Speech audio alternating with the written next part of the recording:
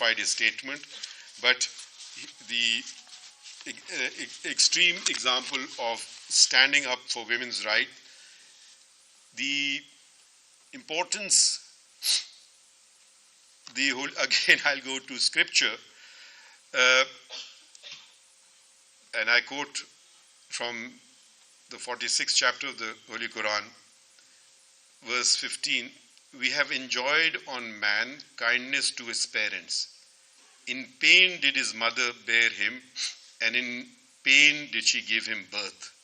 So central feature, importance, significance, understanding, empathizing, sympathizing with what a woman goes through.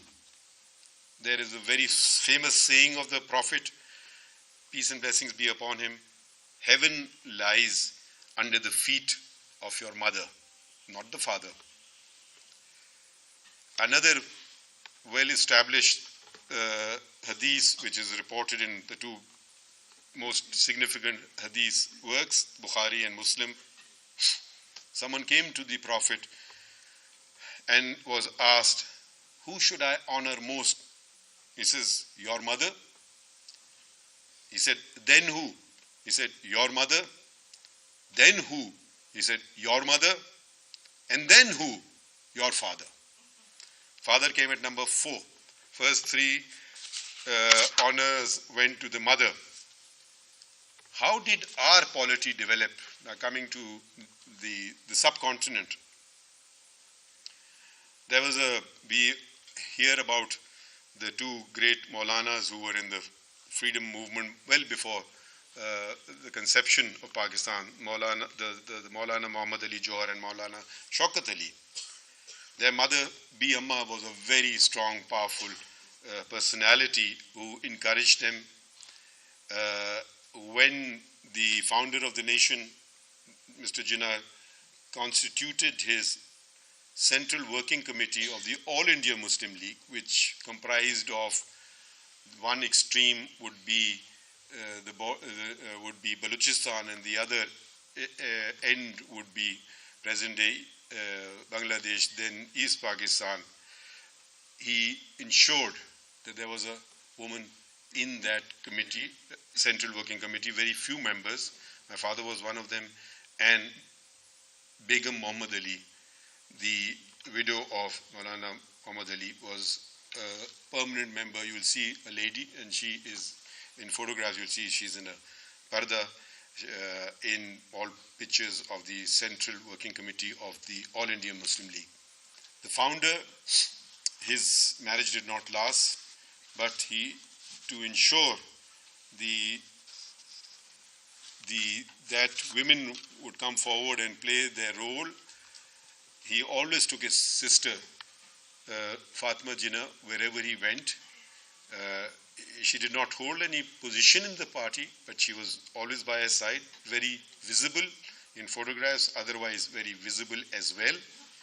And when there was the draconian martial law of General Muhammad Ayub, they turned to her to lead the opposition. They turned to a woman. The founder of the Muslim League said, very famously said, you educate a boy, you educate a person, you educate a girl, you educate a family. So this is our tradition. Pakistan had the first woman prime minister in the entire Muslim world in 1988. She was again elected in the year 1993. But then we must also come to terms with what happened subsequently, how things turned. We started the rights that were secured long ago, and the central feature of women's rights that were mentioned. We don't hear stories of women generally when you have an Islamic discourse. Who is the best amongst you is the one with the greatest of faith. No discrimination on the ground of race, creed, color, gender, or anything.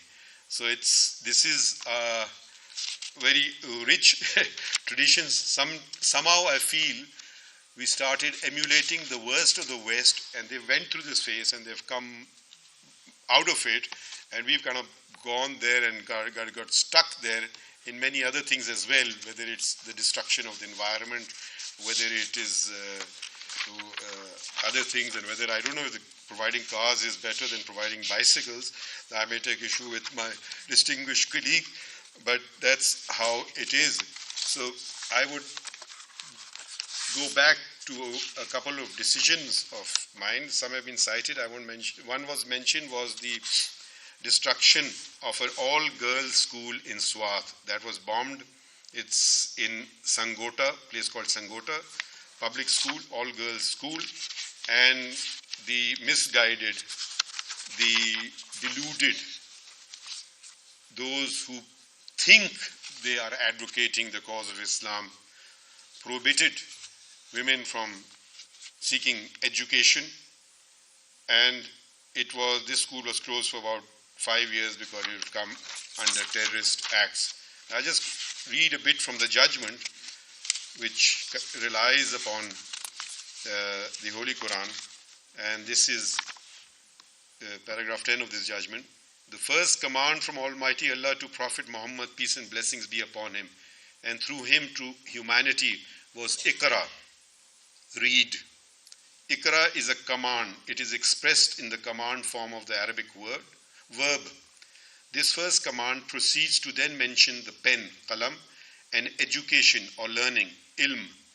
Of the myriad of things that the most benevolent Creator could have conveyed in the first revelation in the Holy Quran, He in His infinite wisdom and mercy considered reading,